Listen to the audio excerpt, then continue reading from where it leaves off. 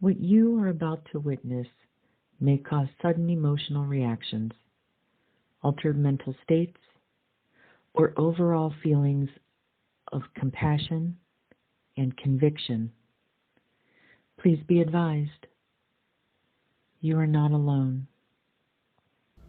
What started off as a U.S. Marine wanting to go on a walk to spread the word and educate people about veteran and first responder suicide has rapidly evolved into so much more than anyone could have imagined. SAVE22 is committed to being a contributing factor in the reduction of suicide attempts and suicide deaths among military and first responders. "I got your six" is not just a phrase we say, it's a credo we live by. By providing peer support systems and building clinical networks within communities, we endeavor to see our goals to fruition. Our objective is to provide support, assistance, volunteers, and education services to military and first responders who are at risk of suicide or struggle with mental health and addiction symptoms that could lead to suicidal ideation. We believe that by working together with local organizations and community leaders, we can make a difference in the lives of those who have served our country or their community. It all began with a single Marine needing to take a walk to clear his head and soothe his heart. With this as the foundation of our process, we continue to hold our annual awareness hike on the first Saturday in May. SAVE22 strives to reach as many veterans, active duty personnel, first responders, and adjacent family members as possible. Through outreach events, grants, and generous donations, we can provide low-cost to no-cost activities such as charter fishing trips, golf outings, immersive days at the races, or outdoor expeditions to our qualified participants. In 2016, SAVE22 became an official 501c3. Moving into 2017, the effects of having a peer support network, that battle buddy in the civilian world, were felt within the local veteran community. By 2019, several of our programs were born from the desire to provide stress-free environments for our men and women to open up and talk. In 2020, through national recognition and awareness, federal changes, and the efforts of organizations like SAVE22, the CDC announces that overall veteran suicide rates have dropped by 6% over the last 4 years. This year, we proudly announce the addition of police, fire, EMS, and communication personnel to our expanded mission. Our heroes on the home front are officially part of the SAVE22 family. Swallow your pride. Ask for help. Reach out to your network. Talk to your friends. Talk to your family. Find somebody that you can talk to. Doesn't mean they have to relate to you, but find somebody that you can find your way forward. Sometimes that's a spouse. Sometimes that's a dog. For everybody, it's a little different. But at the end of the day, man, you got to find you. You got to find what works for you. And you can't quit. What do you accomplish if you just quit? You can't throw away everything that you've done throughout your life. When it feels like you have fallen. Step one, though, swallow your pride and ask for help. To the bottom of Yep, the well. I'm talking to you, dude. Whoever you are, right now, you're the guy. It's not easy. That road's gonna suck, man. That road's gonna be terrible. You're gonna go through some shit that you don't want to. Oh, there is nothing braver But that's where it starts. Swallow your pride. than calling out for help. Currently, the SAVE22 organization is managed and manned by a dedicated group of volunteers comprised of veterans, first responders, and military family members, with oversight provided by outside legal and accounting firms.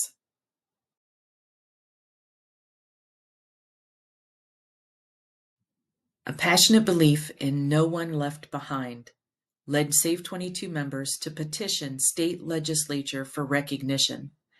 The first Saturday in May is now designated as Veteran Suicide Awareness Day by the state of Ohio. Rain or shine, this is the day that flags are respectfully lifted, some don uniforms, boots are laced, and those who have triumphed over their battles, or those who lovingly honor their lost loved one and feel a deep sense of patriotism, come together in mass.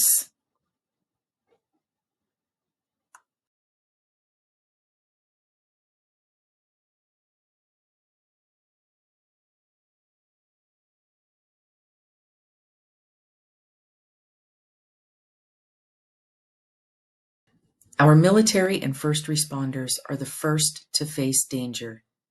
SAVE22 continues to fight the stigma associated with seeking help for PTSD, anxiety, depression, and addictions related to the physical, mental, and moral traumas that may result from these careers. Within a team, there is a sense of camaraderie and trust. We design our activities to be small, informal groups of 4 to 8 participants, with occasional exceptions. Although some of our activities take place at larger venues such as raceways, there is always someone willing to step outside the crowd to provide quiet time.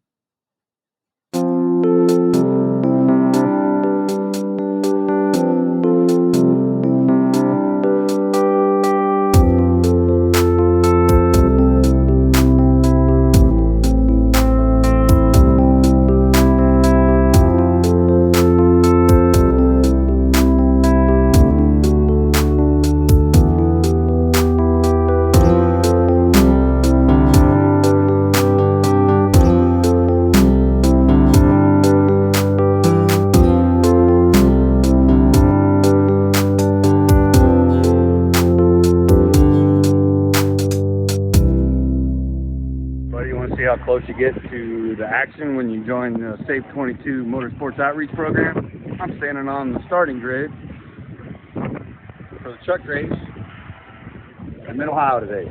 This is how close you get when you sign up for the Motorsports Outreach Program at SAVE22.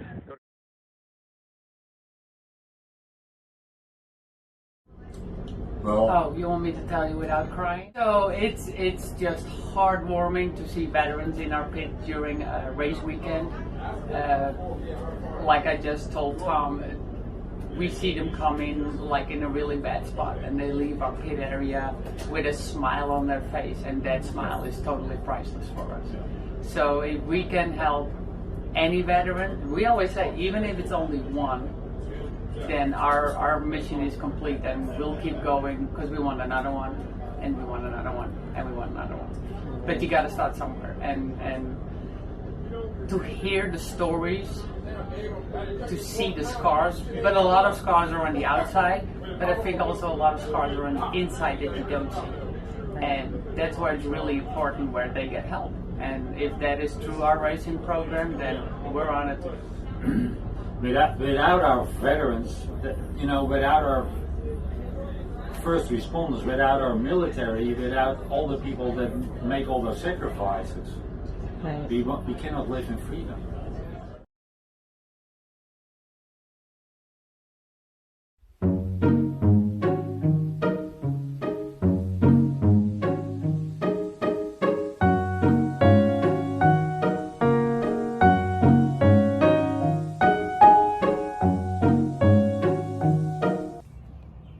We're here with Justin Krishner.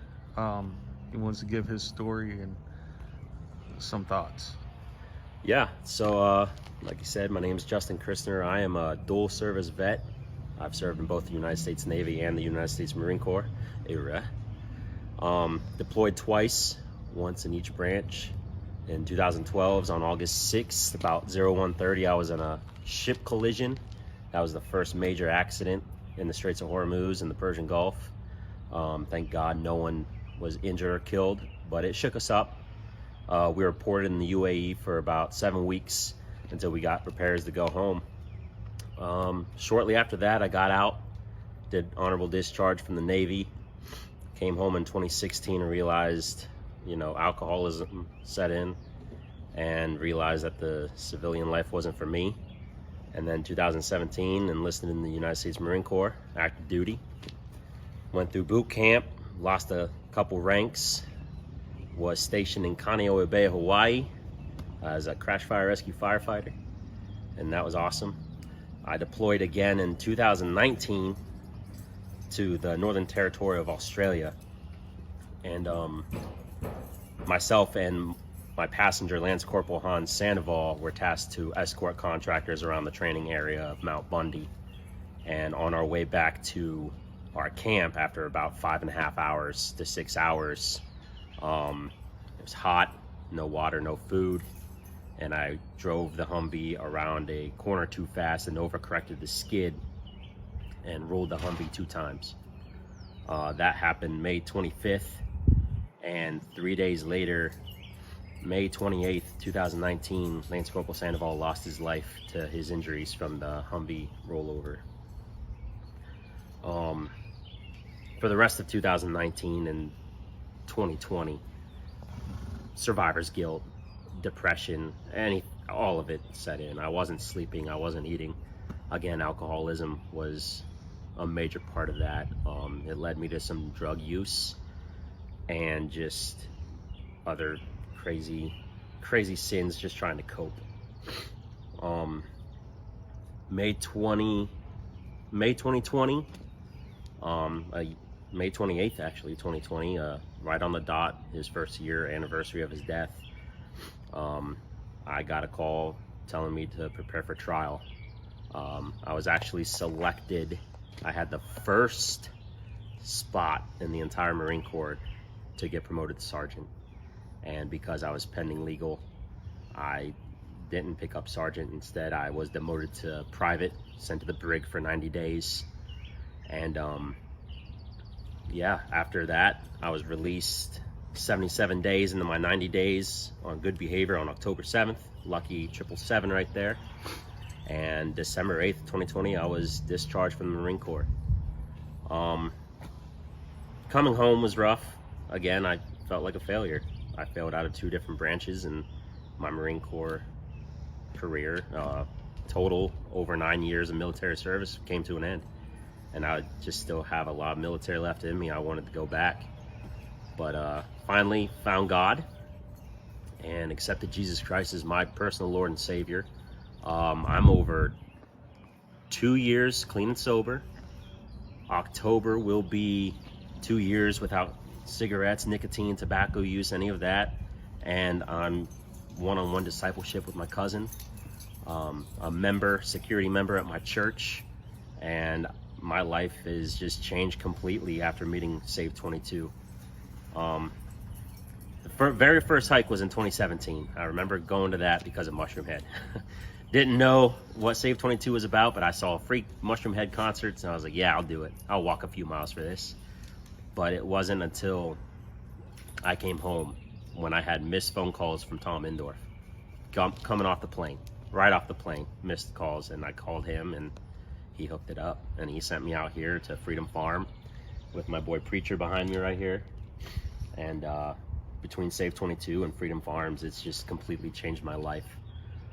So thank you, Tom Indorf.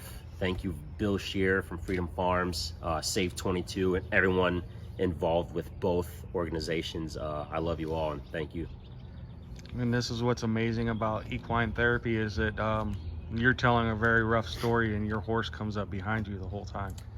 And yes, he feels that. He does. And that's something I said earlier, is everyone thinks that dogs are man's best friend. I feel like dogs sense when you're feeling down, but horses feel when you're feeling down. 100%, they feel everything you feel, and it's amazing. Thank you. Thank you, Justin, for sharing your story. Of course. My name is Krista Metzger-Leedy. I am a parent mental health advocate for the National Alliance on Mental Illness, or NAMI, of Ohio. There have been very few tabling events that I've had an opportunity to be a part of that I would call cup filling and impactful, and my time over the weekend with SAVE22 was one of those tabling events, and I'd just like to speak to that a little bit. So I was asked by Jason Rutledge of SAVE22 if I could come help work the booth at Incarceration, big music festival. A big music festival where tons of active, retired, medically discharged, and current service members go for the weekend. There was no shortage of service members in that audience, and no shortage of them that came up to the booth to, one, thank us for what we were doing, and two, help support the cause. And some of them also came for somebody to talk to. So all the guys that work for SAVE22 are vets themselves, many or all of them who are themselves suicide survivors, and that know that there is another side of some of the struggles that they face. They can feel really isolating. So one of the things I noticed over the weekend that's hard to put into words, so bear with me while I try, is the ability of these guys to recognize when someone came to the table, and one of us said, oh, how you doing today? And that person said, I'm doing fine, and had a smile on their face and really looked like they were doing fine. These guys could just tell that they weren't fine, and invited men and women back to what was called our back porch, which was a space for service members to come and sit if they felt overwhelmed, if they were dealing with any kind of PTSD effects from some of the pyrotechnics and sounds that were happening on the stage. They offered them a safe space to kind of get away from that and be with other people who understood. But what I watched over the weekend were these guys kind of pluck people out of the audience that they just knew needed to have a conversation. Some of these kids weren't old enough to shave, it looked like, and had more pain in their heart and hurt on their face than a lot of people my age. And these guys were able to find those people to offer them, quiet space to go talk with somebody else who understood, who had the lived experience of having suicidal ideations and being kind of a dark place. And the conversations that happened back there, while I was not privy to them, because those weren't my conversations, I watched people walk back into that space, absolute stone wall, going on and on about how they were okay and they were fine, and they didn't need to talk. And I watched these men and women leave that back porch space a lighter and more hopeful version of themselves. I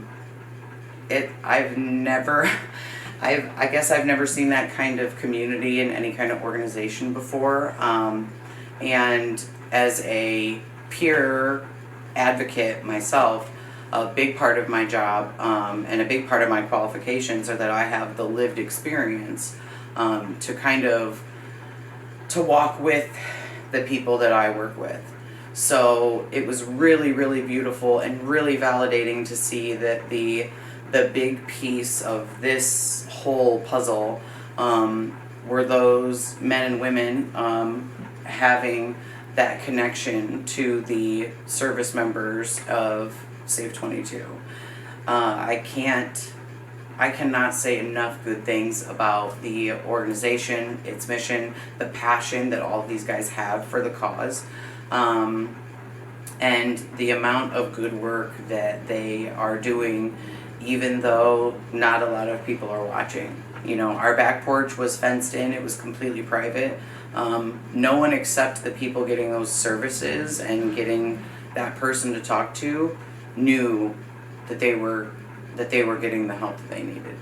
And yeah, it's like I said, I can't say enough good stuff about the organization, and watching them work their magic and really help people start to heal. It's like nothing I've ever seen before. SAVE22 participates in dozens of events each year. From intimate presentations to multi-day music festivals with tens of thousands of attendees, we aim to reach our targeted community with efficiency. At each event we attend, we see the effects of our efforts in the moment. We quantify our efficacy in 3 ways. Assists are those who may need assistance navigating the systems or have an easily resolved immediate challenge. Impacts consists of those who have personally recognized their mental health struggles or that we can identify as spiraling and in need of intervention before they reach crisis level. Saves are actively in crisis, weapon in hand, and self-harm is imminent.